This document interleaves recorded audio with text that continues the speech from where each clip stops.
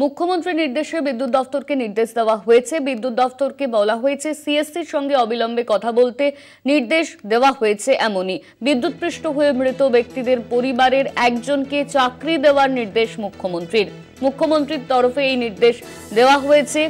বিদ্যুৎ ভবনকে চাকরি দিতে হবে। মুখ্যমন্ত্রীর নির্দেশ মতো পদক্ষেপ নেবে বিদ্যুৎ দপ্তর।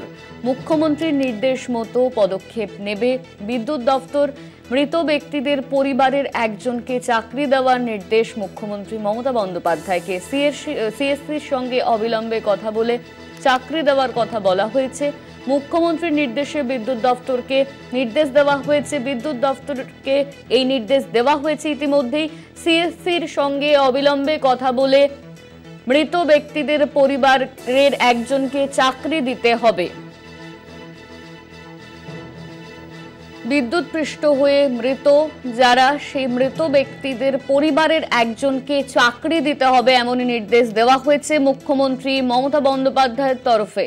আমাদের সঙ্গে ফোন লাইনে রয়েছেন আমাদের বিশেষ প্রতিনিধি দীপ্তিমান ভট্টাচার্য। দীপ্তিমান, বিদ্যুৎপৃষ্ট হয়ে মৃত ব্যক্তিদের পরিবারের একজনকে চাকরি দেওয়ার নির্দেশ দিয়েছেন মুখ্যমন্ত্রী মমতা বন্দ্যোপাধ্যায়।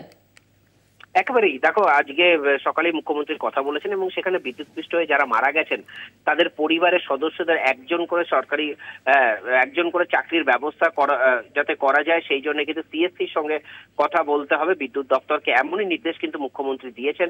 এবং এই নির্দেশ দেওয়ার পরই দেওয়া হয়েছে বিদ্যুৎ দপ্তরকে। অন্যদিকে যারা মারা গেছেন তাদের বাড়িতে প্রশাসনের আধিকারিকরাও পৌঁছাচ্ছেন মুখ্যমন্ত্রীর নির্দেশে, অর্থাৎ যারা মারা গেছেন তাদের যাতে চাকরি দেওয়া যায় এবং সেই চাকরির ব্যবস্থা বিদ্যুৎ দপ্তর ইতিমধ্যে সিএসসির সঙ্গে যাতে কথা বলে, যেটা আমরা সূত্র মারফত জানতে পারছি। বিদ্যুৎ দপ্তরও কিন্তু ইতিমধ্যেই সিএসসির সঙ্গে কথাবার্তাও শুরু করেছে। যারা মারা গেছেন তাদের পুরো ক্রাইটেরিয়া, তারা কোথাকার লোক, কোথায় বাড়ি, কি বৃত্তান্ত, সবকিছু জানার চেষ্টা চলছে এবং সেই বিষয়গুলোকে দেখে নিয়ে পরবর্তী পদক্ষেপ কি নেওয়া যায় সেইগুলোর দিকে নজর দেওয়া হচ্ছে।